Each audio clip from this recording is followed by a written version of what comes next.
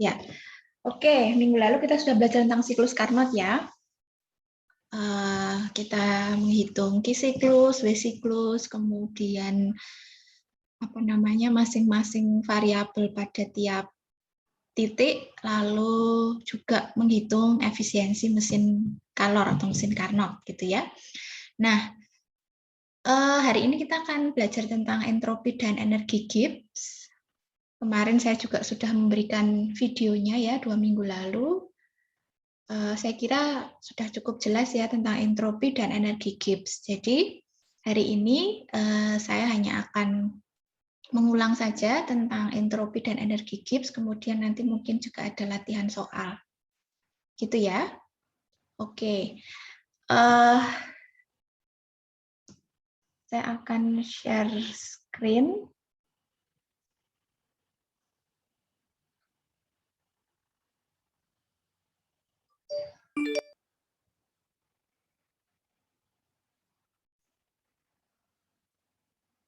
Oke.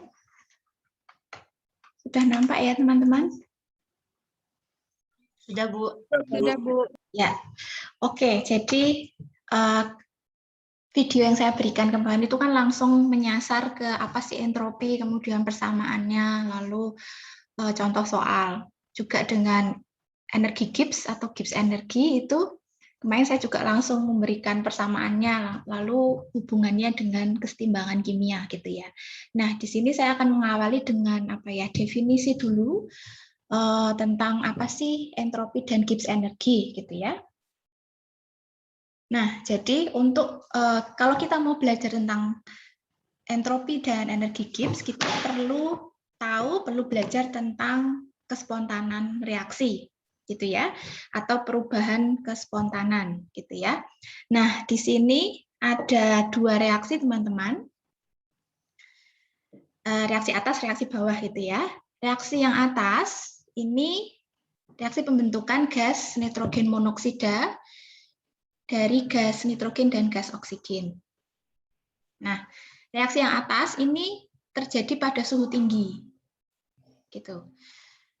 Kemudian, untuk reaksi yang bagian bawah, ini adalah pembentukan nitrogen dioksida dari nitrogen monoksida dan gas oksigen. Nah, reaksi yang bawah itu terjadi pada suhu yang rendah. Nah, jadi kedua reaksi ini walaupun melibatkan unsur molekul yang sama yaitu nitrogen dan oksigen, tetapi kondisi reaksi dari kedua reaksi ini berbeda.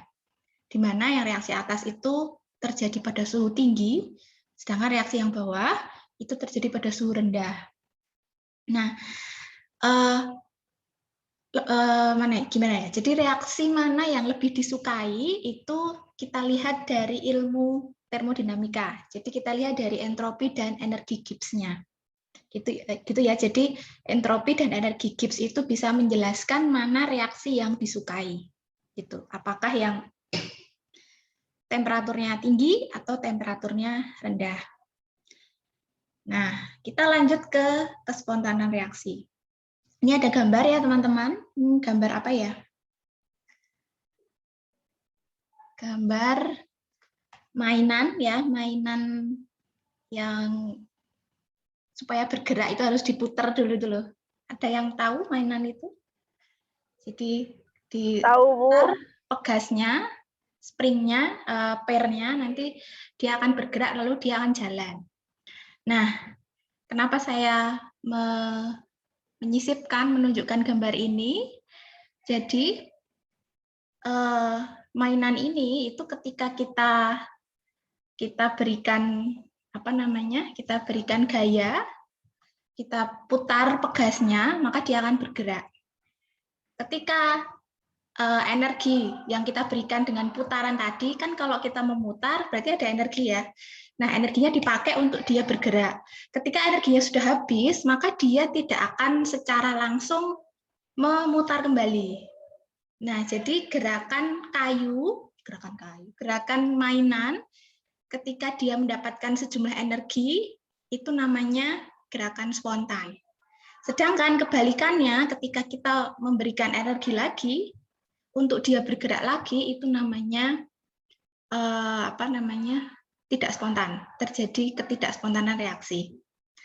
Itu ya, itu analoginya. Nah, kalau di sains, di ilmu sains atau ilmu kimia, itu di sini ada reaksi. Saya sudah menunjukkan reaksi perkaratan besi ya di sini. Jadi ada logam besi Fe dioksidasi, direaksikan dengan gas oksigen, dia akan membentuk besi 3 oksida, Fe2O3.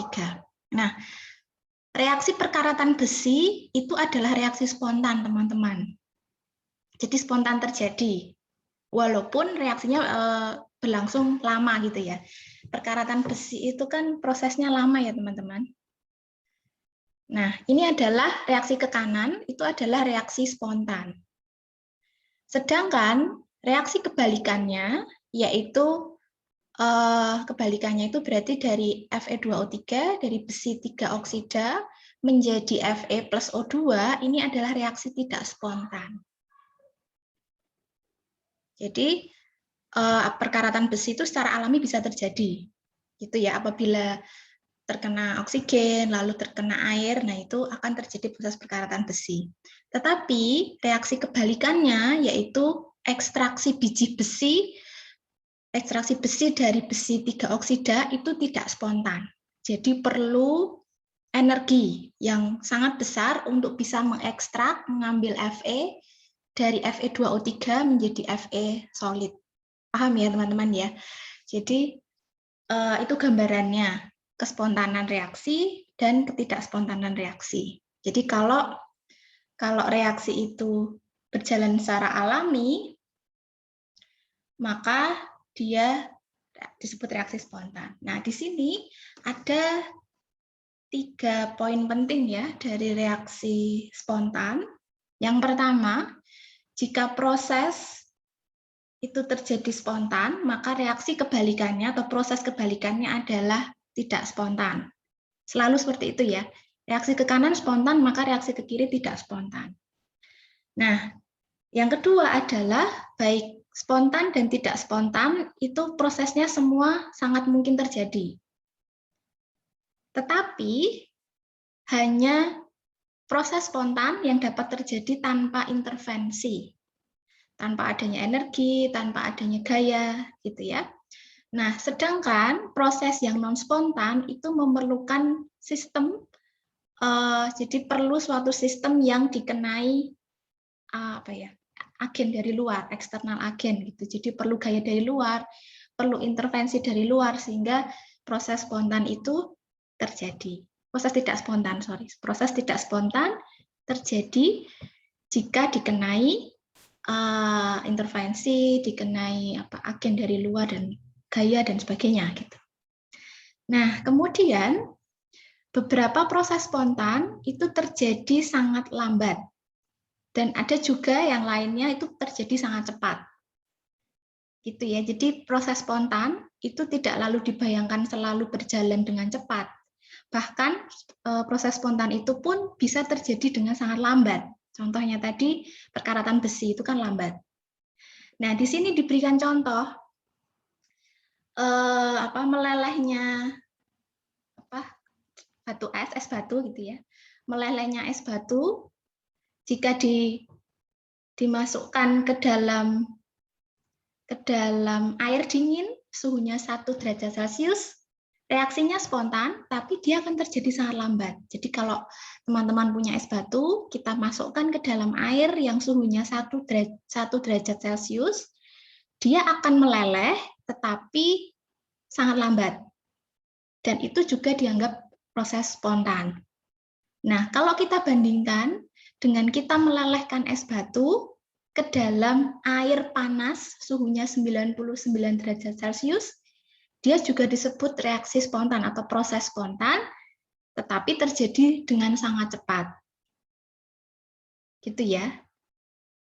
Nah, jadi poin utamanya adalah bahwa kespontanan reaksi itu tidak berarti dia harus berjalan dengan cepat. Bisa dipahami ya?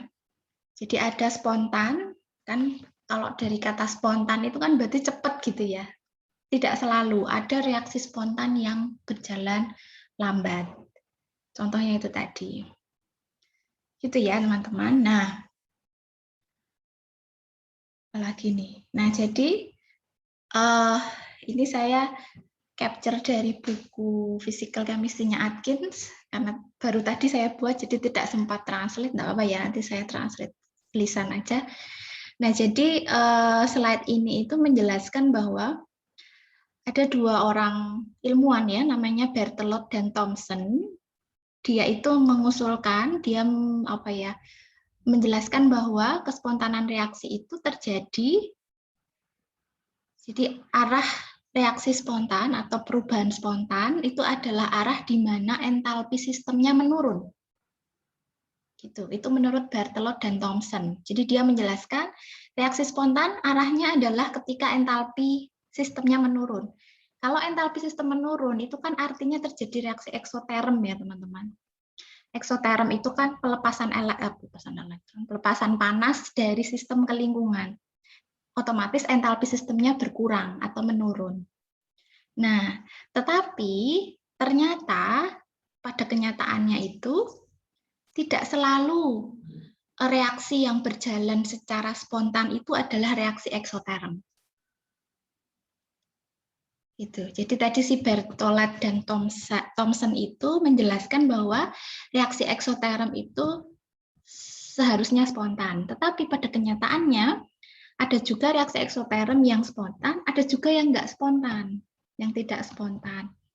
Nah, endoterm pun juga demikian. Ada endoterm yang spontan, ada endoterm tidak spontan. Jadi tidak selalu bahwa reaksi eksoterm itu semuanya spontan. Gitu ya. Nah, di sini kita lihat ada 3 contoh proses spontan tetapi endoterm.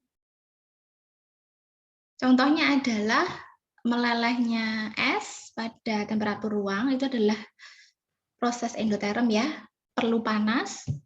Ya, es batu meleleh itu kan perlu panas ya, tapi dia endoterm. Dia spontan gitu. Yang kedua adalah penguapan liquid cairan di etil ether dari wadah terbuka, kemudian pelarutan amonium nitrat pada air, di dalam air. Oke, gitu ya. Jadi zaman dulu itu dibilangnya bahwa semua reaksi spontan, semua proses spontan itu adalah reaksi eksoterm. Ternyata tidak demikian. Bahkan ada reaksi eksoterm yang tidak spontan juga. Nanti teman-teman bisa cari contohnya ya. Lalu endoterm juga demikian. Endoterm itu bisa spontan dan tidak spontan juga. Gitu ya. Itu adalah gambaran tentang kespontanan proses atau reaksi. Nah, minggu lalu saya juga, ini sudah langsung masuk entropi ya. Jadi minggu lalu di video saya sudah menjelaskan tentang entropi. Entropi apa ya teman-teman ya? Apa itu entropi? Apa? Ukuran ketidakteraturan suatu sistem, Bu. Oke, ukuran ketidakteraturan suatu sistem. Nah, jadi pada entropi ini, terima kasih ya Novi. Jadi pada entropi ini kita akan melihat secara molekuler. Jadi molekul dalam suatu atom, dalam suatu molekul atau dalam suatu senyawa itu bisa mengalami pergerakan ya. Nah, ukuran ketidakteraturan suatu molekul, suatu atom dalam suatu sistem itu dinamakan entropi. Kemarin juga sudah saya gambarkan entropi itu apa, analoginya gitu ya. Ketika teman-teman mau tidur itu merapikan kasur, merapikan spray gitu. Tapi ketika bangun semuanya sudah berantakan. Nah, itu adalah sifat alami dari suatu sistem. Kita itu kan sistem ya. Jadi sifat alami dari suatu sistem. Sifat alami suatu sistem ini adalah entropinya tinggi, artinya tidak teratur. Kenapa sifat alaminya tidak teratur? Karena dengan tidak teratur itu energinya lebih rendah. Ya, jadi semua sistem itu berada pada keadaan energi dasar, energi yang paling rendah. Itu ya gambarannya ketika teman-teman merapikan lagi kasur, melipat spray itu kan butuh energi. Nah, itu energinya pasti lebih tinggi dibanding ketika tidak merapikan gitu. Gambarnya seperti itu ya, teman-teman. Nah, kemudian saya juga sudah menyampaikan kapan sih entropi itu meningkat gitu ya. Ketika ada perubahan wujud, lalu adanya putusnya ikatan dalam suatu reaksi, kemudian juga peningkatan temperatur. Gitu ya. Nah, di sini saya tunjukkan ada penyebab entropi itu meningkat, itu dilihat dari perubahan fase, teman-teman. Yang di gambar A yang warna hijau itu ada perubahan fase dari padat ke cair. Bisa dilihat keteraturan dari molekul yang ada pada zat ini. Ketika solid itu atomnya teratur ya, rapi, begitu. Sedangkan ketika dia berubah fasenya menjadi liquid, contohnya saja air ya, es batu, padatan es, dipanaskan menjadi liquid. Nah, susunannya lebih tidak rapi. Ini menunjukkan bahwa entropi liquid itu lebih besar dibanding entropi solid atau padatan. Juga reaksi penguapan, proses penguapan, bukan reaksi ya, proses penguapan yang di poin B itu. Di poin B bisa dilihat liquid itu agak rapi susunan molekulnya. Ketika dia menguap, jadi dipanaskan, ada pengaruh temperatur di situ, maka dia susunan molekulnya menjadi acak, tidak teratur, menunjukkan bahwa entropi uap itu entropi zat yang wujudnya uap atau gas itu lebih tinggi dibanding entropi yang wujudnya cairan. Gitu ya. Oke, bagaimana kalau dia dalam kondisi dilarutkan dalam pelarut tertentu? Di poin C ini bisa dilihat teman-teman, solut yang berupa padatan, zat larut berupa padatan, dilarutkan dalam cairan, misalnya air, maka dia akan menjadi suatu larutan di mana entropi larutannya, solution, itu lebih besar dibanding jumlah dari entropi pelarut dan entropi zat larutnya. Gitu ya. Jadi bisa dibayangkan ya teman-teman bagaimana sih pengaruh perubahan fase terhadap peningkatan entropi. Begitu ya. Jadi kan tadi ada 3. Kapan entropi itu meningkat, ada perubahan fase, kemudian putusnya ikatan, lalu ada kenaikan suhu atau temperatur. Gitu ya. Oke, itu teman-teman. Nah, ini ringkasannya adalah ada 4 situasi di mana terjadi kenaikan entropi. Yang pertama adalah pure liquid itu adalah cairan murni atau cairan larutan cairan terbentuk dari padatan. Ya, jadi ketika kita melelehkan zat yang berupa padatan, itu dia akan meningkatkan entropi. Tadi sudah ya. Kemudian gas yang terbentuk baik dari solid maupun liquid, itu juga naik entropinya. Kemudian jumlah molekul gas yang meningkat sebagai hasil dari reaksi kimia. Nah, jadi ketika terjadi penambahan jumlah molekul ketika terjadi reaksi kimia, itu artinya entropinya meningkat. Gitu ya. Nah, kemudian temperatur dari zat meningkat, itu artinya juga entropinya meningkat. Jadi kenaikan temperatur itu berarti ada kenaikan jumlah energi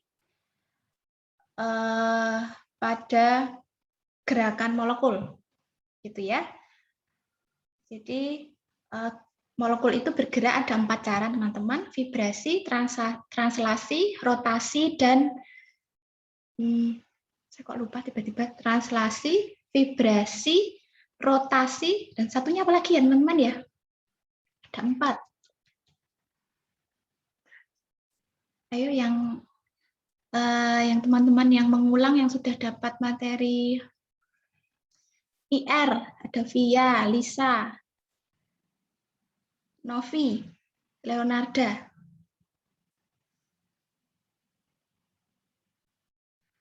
Nanti ya, kalau saya ingat ya, kok saya mendadak lupa. Translasi, vibrasi, rotasi. Ayo, Via, bisa saya dibantu? Elektrostatis. Apa? Elektrostatis. Elektrostatis. Ya, ada 4 gerakan. Nah, ketika temperatur, terima kasih ya, ketika temperatur dinaikkan, maka energi juga akan meningkat. Energi untuk pergerakan molekul juga akan meningkat. Nah, bisa berupa gerakan vibrasi dari atom atau ion pada data, juga bisa gerakan translasi dan rotasi molekul pada cairan atau gas. Gitu ya. Jadi ada 4 situasi kapan entropi itu meningkat. Gitu ya. Oke. Nah, kemarin saya sudah memberikan persamaan kimianya atau rumus untuk menghitung entropi ya teman-teman ya. Apakah itu sudah dicatat?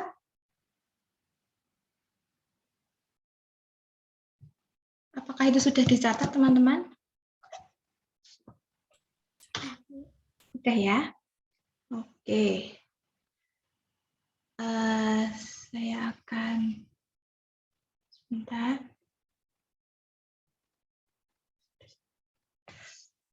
Ada yang mau ditanyakan nggak tentang rumus yang sudah saya berikan itu? Baik rumus umumnya, kemudian pada saat entropi, pada saat volume konstan dan tekanan konstan. Ada yang mau ditanyakan?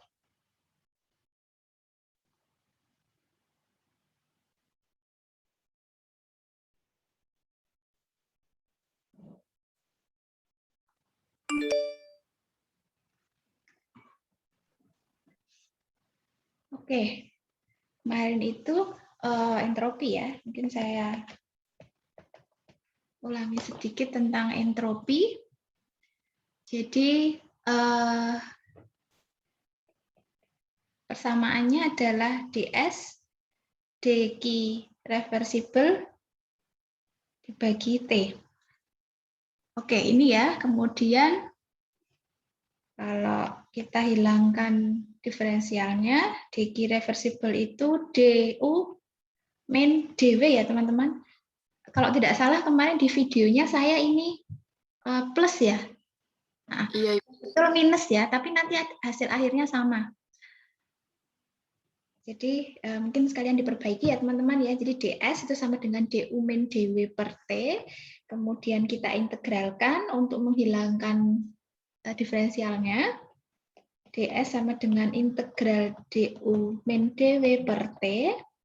Kondisi awal akhir.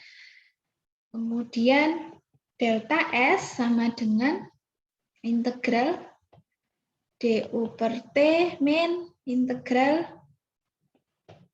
dw per T. Itu ya, lalu kita pisahkan variabel T-nya du integral 1,2 seperti dw. Seperti ini ya teman-teman ya. Oke, kemudian hasil akhirnya sama kok. 1,2 seperti du min integral dw itu adalah min pdv ya teman-teman. Jadi seperti ini. Min jadinya plus, artinya hasilnya sama. per TDU plus min jadi plus PDV T.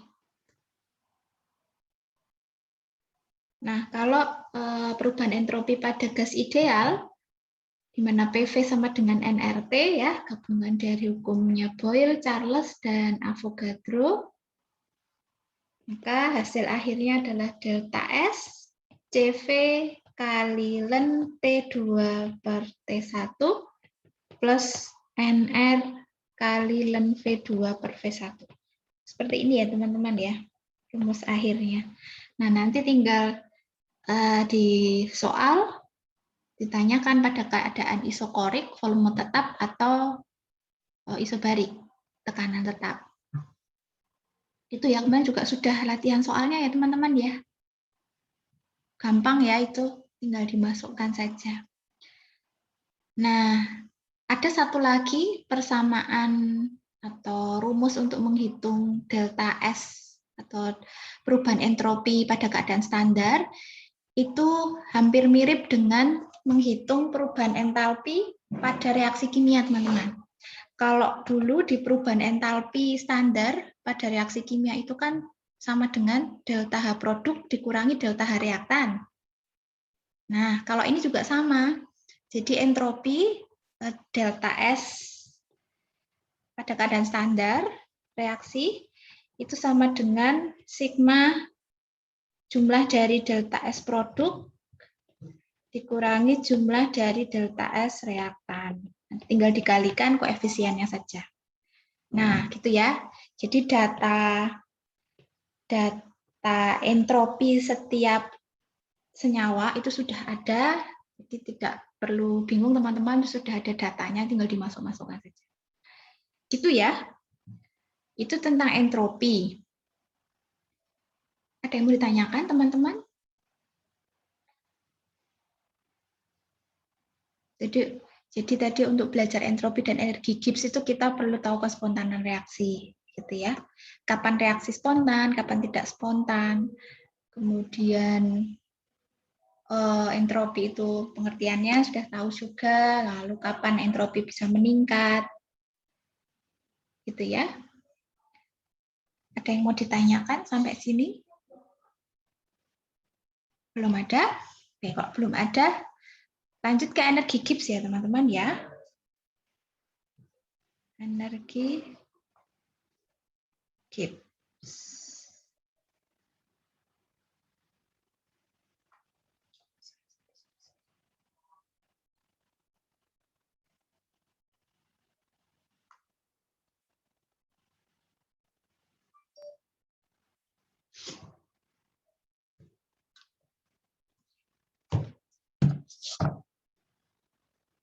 Oke, nah energi Gibbs itu adalah energi yang menyertai kespontanan reaksi, teman-teman.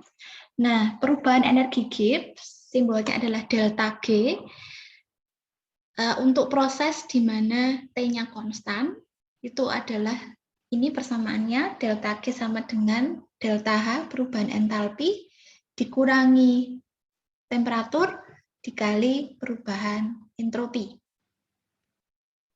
Nah, kemudian ada 3 kondisi, 3 proses yang terjadi saat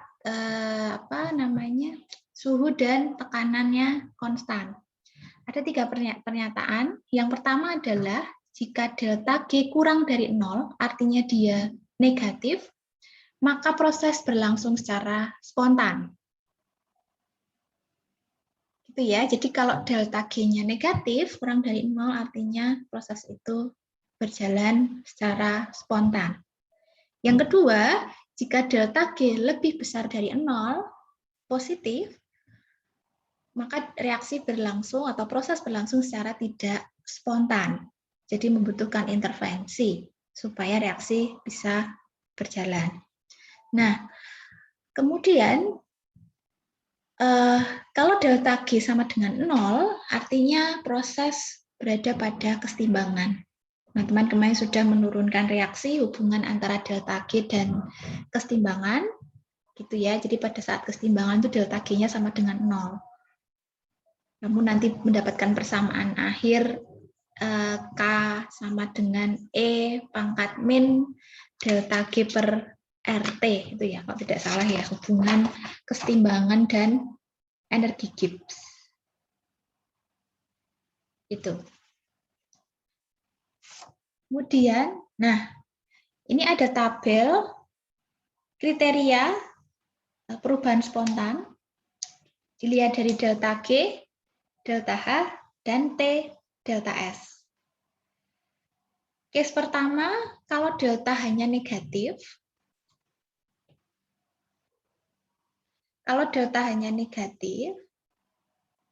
delta S-nya positif, artinya dia eksoterm, delta S-nya positif, delta G-nya negatif, artinya proses itu berjalan secara spontan pada semua temperatur. Jadi kita ingat lagi persamaan delta G sama dengan delta H min T delta S. Kalau delta hanya positif, delta S-nya positif, pada semua temperatur, maka delta G-nya negatif. Artinya dia berjalan secara spontan. Contohnya ini reaksi dinitrogen monoksida menjadi gas nitrogen dan gas oksigen, itu adalah reaksi spontan pada semua temperatur. Itu bisa temperaturnya tinggi, bisa rendah, gitu ya.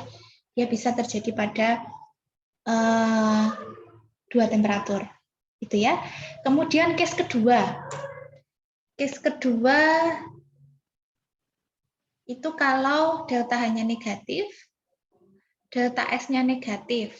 Nah, jadi delta H negatif, delta S juga negatif. Jadi ini apa namanya, teman-teman lihat saja dari persamaan delta G sama dengan delta H min T delta S, gitu ya. Jadi hasilnya apa? Kalau delta H negatif, delta S negatif, dia akan spontan kalau suhunya rendah. Kalau suhunya rendah itu kan artinya T-nya kecil ya. T kecil dikali minus dikurangi T-nya kecil dikali minus. Artinya delta G-nya hasilnya negatif. Maka dia spontan pada suhu rendah. Itu.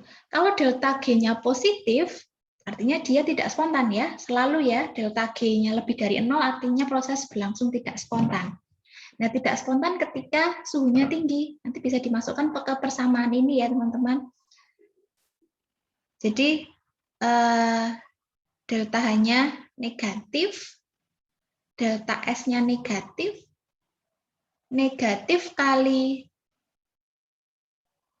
negatif, delta H-nya misalnya kecil ya, delta H-nya minus berapa? Misalnya minus 20. Delta H-nya minus 20, T-nya tinggi, misalnya 100 Kelvin.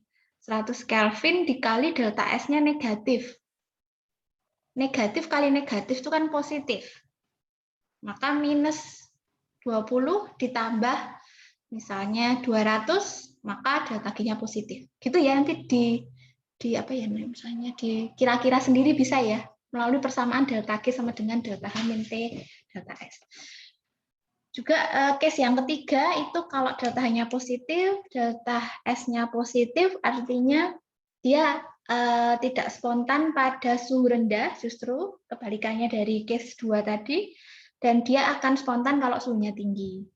Yang keempat adalah delta H positif, delta S-nya negatif, maka dia pasti tidak spontan pada semua temperaturnya.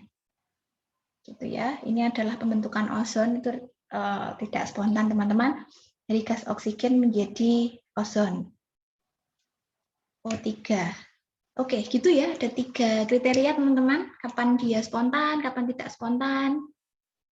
Itu nanti teman-teman bisa lihat polanya di sini. Rumusnya adalah delta G sama dengan delta H min T delta S. Ya dimasuk-masukkan saja. Begitu. Oke. Sudah. Tentang energi Gibbs. Energi Gibbs itu juga sama dengan ketika kita diminta menghitung berapa perubahan energi Gibbs pada keadaan standar, pada suatu reaksi kimia, itu sama dengan entalpi, sama juga dengan entropi, bahwa delta G standar itu sama dengan jumlah delta G produk dikurangi jumlah delta G reaktan standar. Itu ya, sama ya. Jadi, itu teman-teman. Jadi, nanti pasti sudah disediakan data. Kamu tinggal masukkan datanya, lalu sudah selesai. Gitu. Gitu ya. Mungkin satu soal ya. Ini apa? Gampang sekali kok teman-teman. Jadi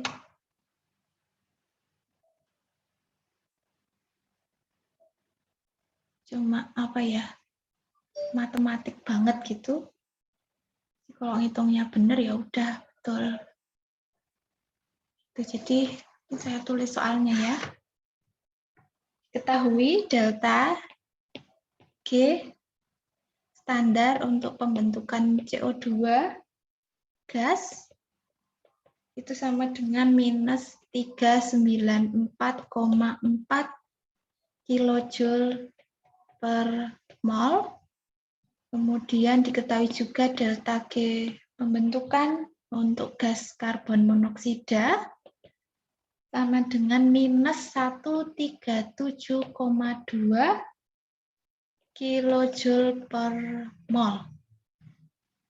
Nah, hitung energi Gibbs standar untuk reaksi CO gas ditambah setengah O2 gas menjadi CO2 gas. Yang ditanyakan adalah delta G untuk reaksi.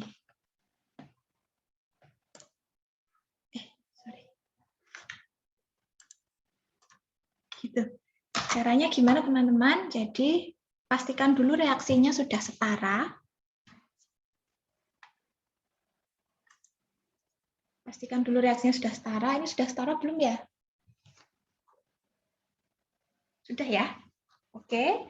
Maka menghitung delta G untuk reaksi ini adalah sigma delta G produk kurangi jumlah sigma delta G reaktan.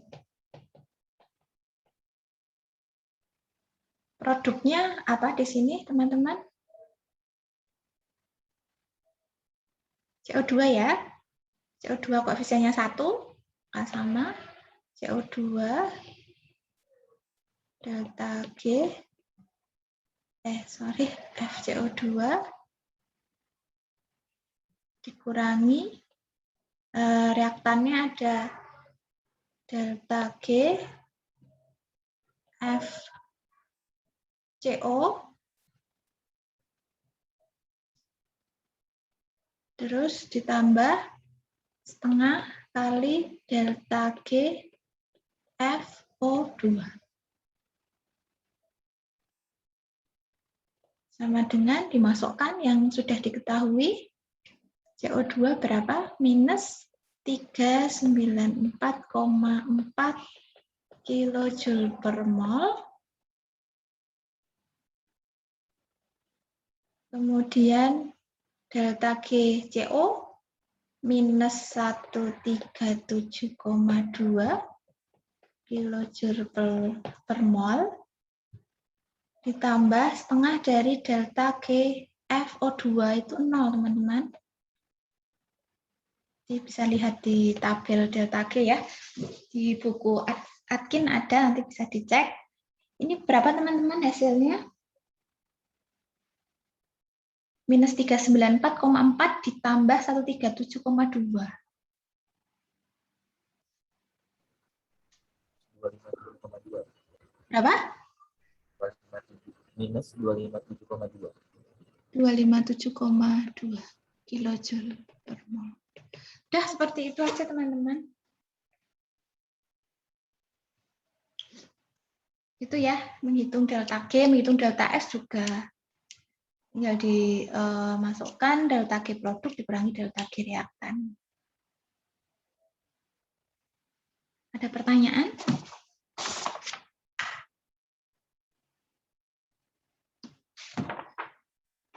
Ada? Sudah jelas semua ya?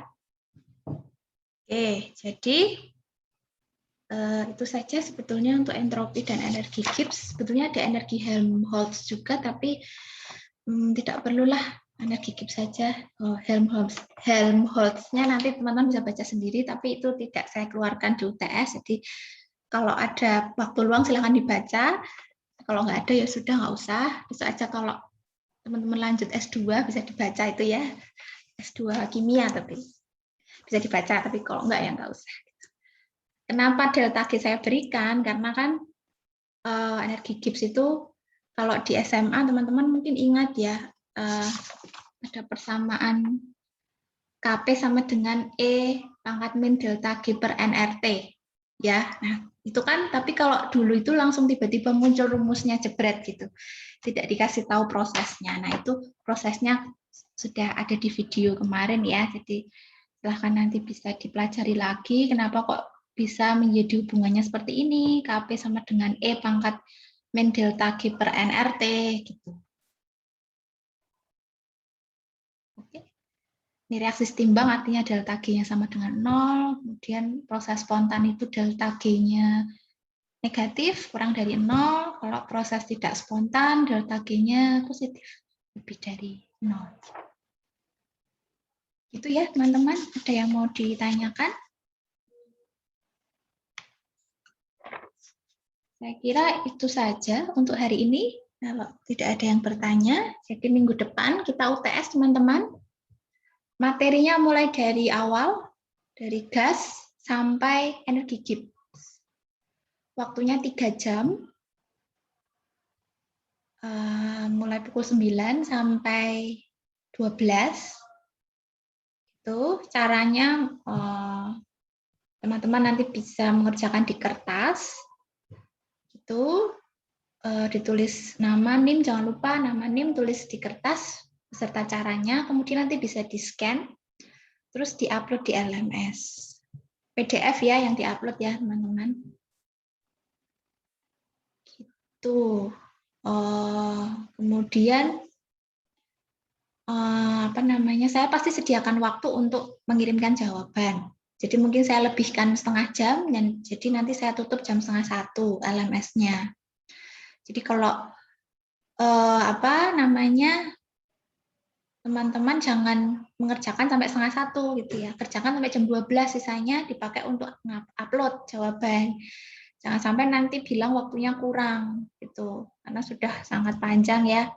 Dan tidak boleh mengirimkan lewat email. Kalau email nanti banyak email yang masuk juga selain UTS, jadi nanti malah tenggelam. Nanti saya kira kamu tidak mengerjakan UTS.